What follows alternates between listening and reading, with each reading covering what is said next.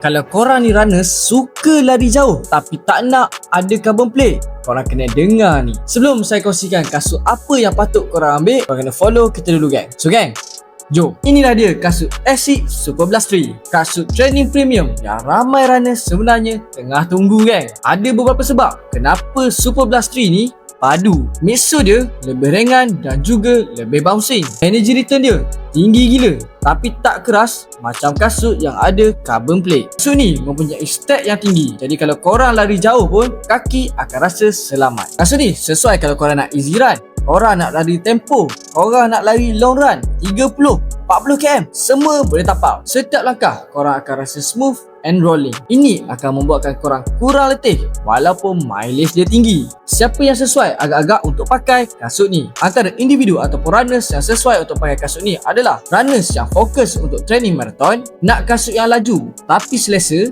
dan tak nak kasut carbon plate untuk setiap hari. Memang korang wajib ambil kasut Asics Super Blast 3 ni gang.